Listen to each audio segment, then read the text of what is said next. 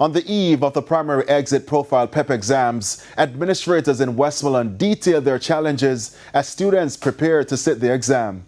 Some students will be forced to sit the exam under tents, classrooms with tarpaulins, and others in examination centers that were not spared by the brunt of Hurricane Melissa. Kimberly Petty has the details. Students at the Unity Primary School in Strathbogie, Westmoreland, doing their final preparations for the PEP examination Wednesday. The school was hard hit by Hurricane Melissa, with the majority of classrooms damaged.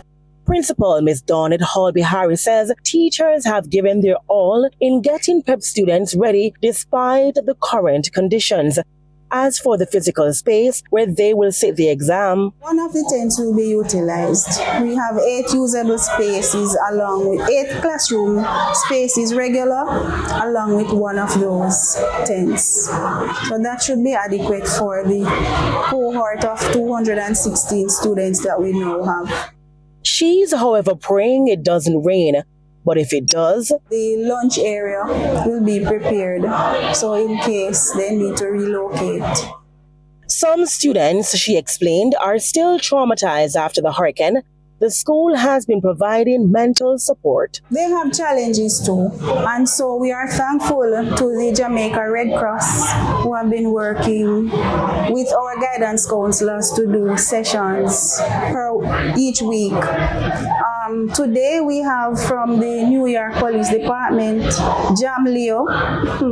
They are here today to donate items to the children and also to provide motivation, and some psychosocial support.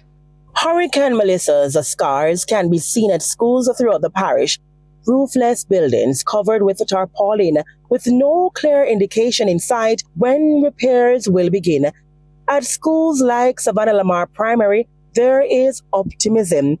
Principal Megan Berry Scott said the school's examination center was spared from the destruction. Savannah Lamar Primary School, despite the fact that we were severely impacted by Hurricane Melissa, in that we would have lost an entire block that housed grades 5 and 6 alongside or reading and mathematics intervention lab, along with other rooms, we can say, at this point in time, in terms of the infrastructure, that we are ready for PEP. She too shared that the students were provided with a psychosocial support. But even as schools did their best in preparing them for Wednesday, some students had challenges at home. We have several students who live in communities that do not have electricity still. But we encourage them to be positive and to use the daylight hours to get some work in. A total of 37,806 students are registered to sit the 2026 PEP exams. In light of Hurricane Melissa, changes have had to be made in how it is administered. Students will sit the ability test, which will consist of 40 multiple-choice items. Mathematics and language arts also both consist of 60 multiple-choice items. Kimberly Petty for TVJ News.